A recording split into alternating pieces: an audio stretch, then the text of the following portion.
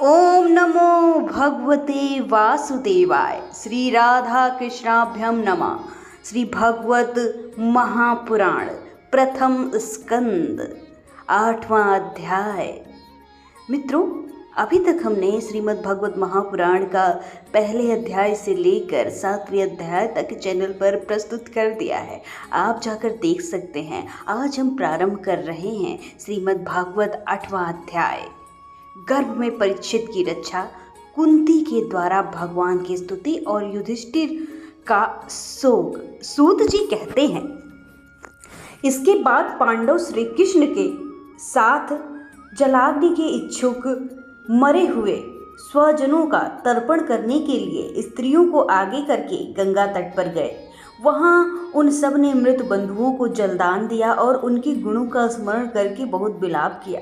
तदंतर भगवान के चरण कमलों की धूलि से पवित्र गंगा जल में पुनः स्नान किया। वहाँ अपने भाइयों के साथ कुरुपति महाराज युधिष्ठिर, धृतराष्ट्र पुत्र शोक से व्याकुल गांधारी, कुंती और द्रौपदी सब बैठकर मरे हुए स्वजनों के लिए शोक करने लगे। भगवान श्री कृष्ण ने धौम्य आदि मुनियों के साथ उन्हें सांत्वना दी और समझाया कि संसार के सभी प्राणी काल के अधीन हैं, मौत से किसी को कोई बचा नहीं सकता। इस प्रकार श्री कृष्ण ने अजातशत्रु महाराज युधिष्ठिर को उनका वो राज्य दे दिया जो धूर्तों ने छल से छीन लिया था, वापस दिलाया तथा द्रौपदी के केशों का स्पर्श करने से जिनकी आयु क्षीण हो गई थी उन दुष्ट राजाओं का वध कराया। साथ ही युधिष्ठिर के द्वारा उत्तम सामग्रियों से तथा पुरोहितों से 3 अश्वमेध यज्ञ कराए गए। इस प्रकार युधिष्ठिर के पवित्र यश को 100 यज्ञ करने वाले इंद्र के यश की तरह सब ओर फैला दिया गया।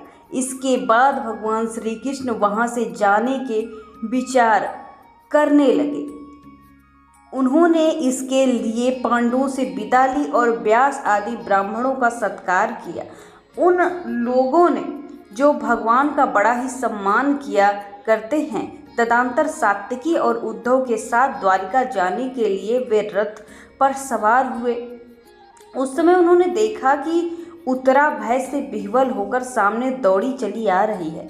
उत्तरा ने कहा, देवाधिदेव जगदीश्वर, आप महायोगी हैं, आप मेरी रक्षा कीजिए, रक्षा कीजिए। आपके अतिरिक्त इस लोक में मुझे अभय देने वाला कोई और नहीं, क्योंकि यहाँ सभी परस्पर एक दूसरे के मृत्यु के निमित्त बने हैं। प्रभु, आप सर्वशक्तिमान हैं। ये दहकते हुए लोहे का बाण मेरे और दौड़ा आ रहा है। स्वामिन, ये मुझे भले ही जला डाले परंतु मेरे गर्भ को नष्ट ना करे, ऐसी कृपा कीजिए। सूत जी कहते हैं, भक्तवत्सल भगवान श्री कृष्ण उसकी बात सुनते ही जान गए कि अश्वत्थामा ने पांडवों के वंश को निर्बीज करने के लिए ब्राह्मण अस्त्र का प्रयोग किया है।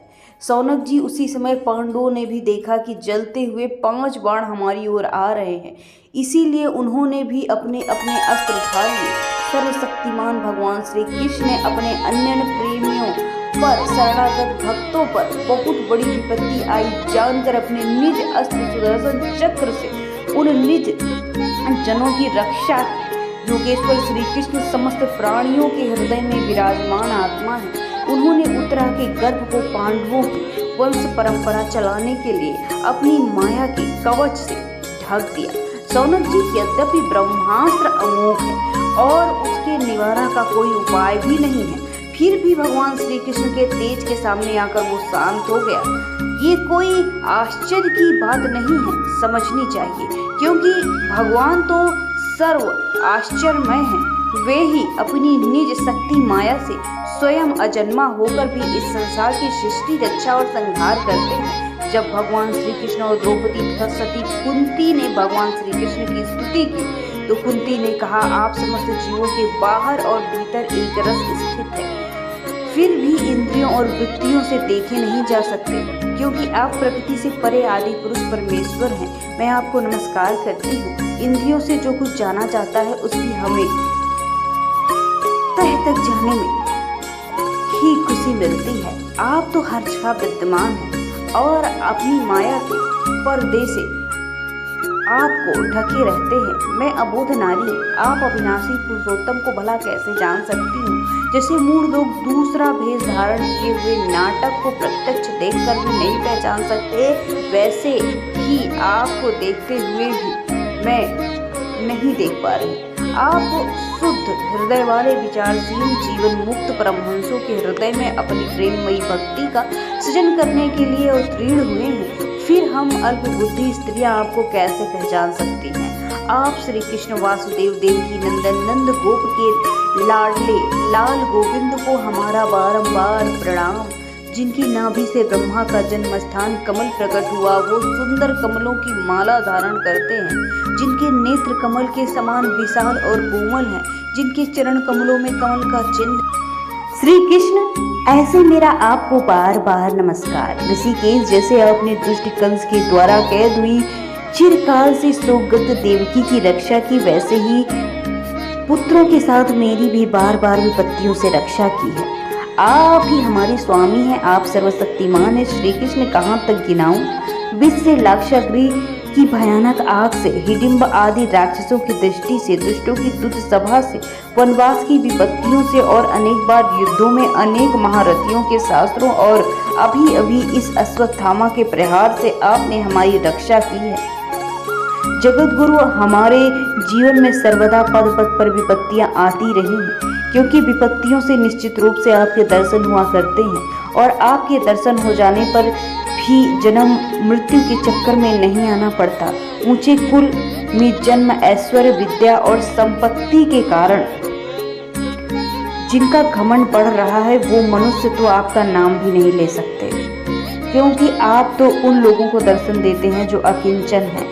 आप निर्धनों के परम धन हैं। माया का प्रपंच आपको स्पर्श भी नहीं कर सकता। आप में ही विहार करने वाले परम शांत स्वरूप हैं। आप ही कैवल्य मोक्ष के अधिपति हैं। मैं आपको बार बार नमस्कार करती हूँ। मैं आपको अनादि अनंत सर्वव्यापक सबके निमंता काल रूप परमेश्वर समझती हूँ। संसार के समस्त पदार्थ प्राणी आपसे टकराकर विषमता के कारण परस्पर विरुद्ध हो रहे हैं, परंतु आप सब में समान रूप से विचर रहे हैं। भगवान, आप जब मनुष्य सी लीला करते हैं तब क्या करना चाहते हैं ये कोई नहीं जानता। आप कभी कोई ना प्रिय हैं और ना अप्रिय। आपके संबंध में लोगों की बुद्धि ही विषम हुआ करती है। आप विश्व की आत्मा है, विश्व रूप है, न आपका जन्म हुआ है, न कर्म ही करते हैं, फिर भी पशु पक्षी मनुष्य ऋषि जलचर आदि में आप जन्म लेते हैं, उन योनियों के अनुरूप दिव्य कर्म करते हैं। ये आपकी लीला ही तो है। जब आपने बचपन में दूध की मटकी फोड़कर यशोदा मैया को खिंचा दिया और उन्होंने आपको बांधने के लिए हाथ में रस्सी ली, तब आपकी आंखों से आंसू छलक आए, काजल कपोलों पर चला जा रहा था, नेत्र चंचल हो रहे थे और भय की भावना से आपने अपने मुख को नीचे झुका लिया था। आपकी उस दशा का, लीला छवि का ध्यान करके मैं मोहित हो जाती हूँ। भला जिससे भय भी भय मानता है, उसकी ये दशा। आपने अजन्मा होकर भी जन्म क्यों लिया? इसका कारण बतलाते हुए कोई महापुरुष यूँ कहते हैं कि जैसे मलयाचल की कीर्ति का विस्तार करने के लिए उसने चंदन प्रकट होता है, वैसे ही आप प्रिय भक्त पुई श्लोक राजा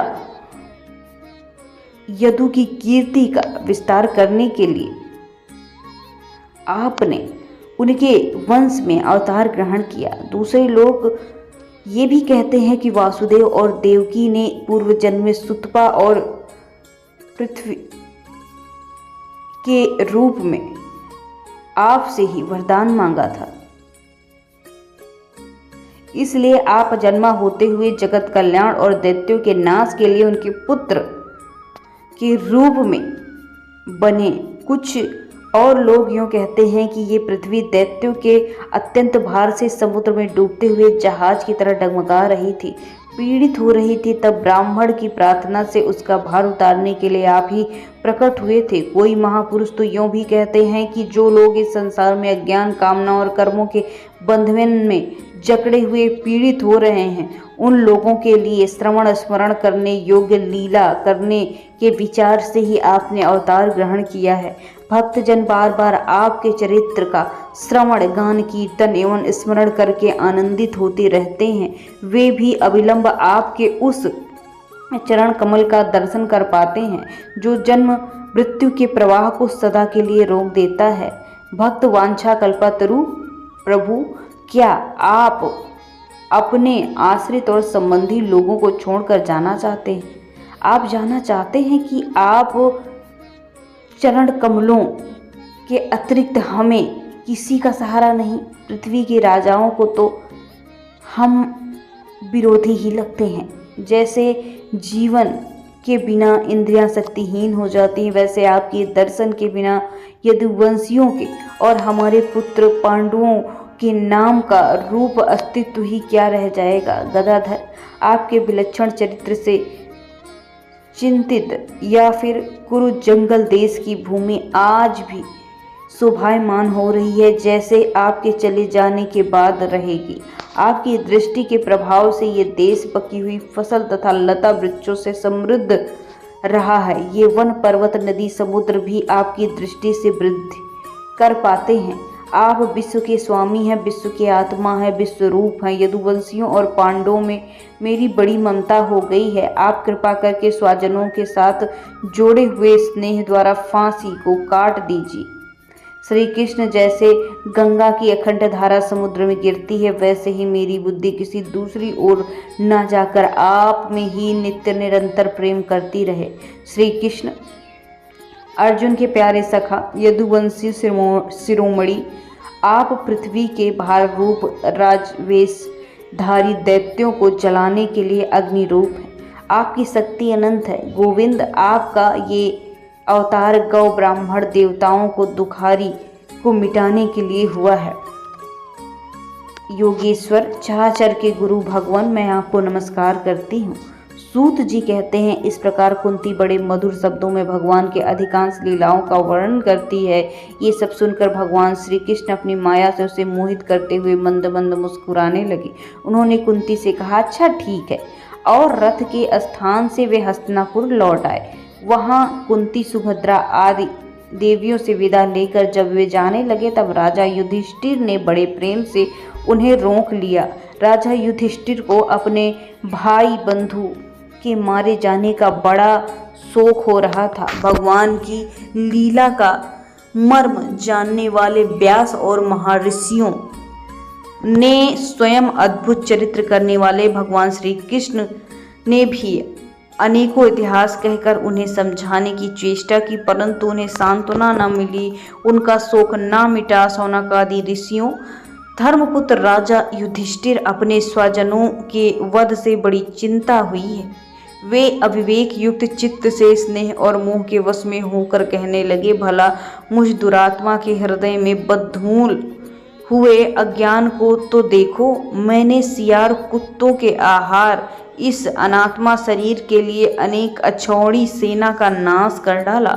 मैंने बालक, ब्राह्मण, संबंधी, मित्र, चाचा, ताऊ, भाई, बंधु और गुरुजनों से द्रोह किया। करोड़ों वर्षों में भी नरक से छुटकारा नहीं हो सकता।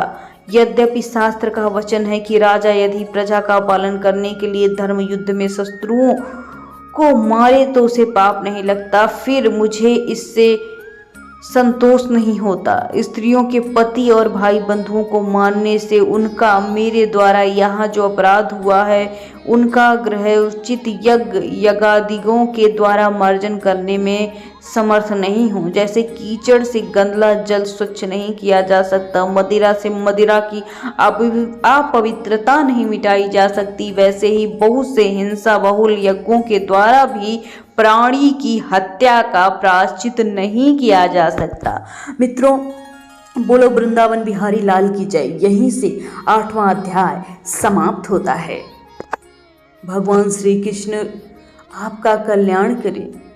भगवती स्वरूपा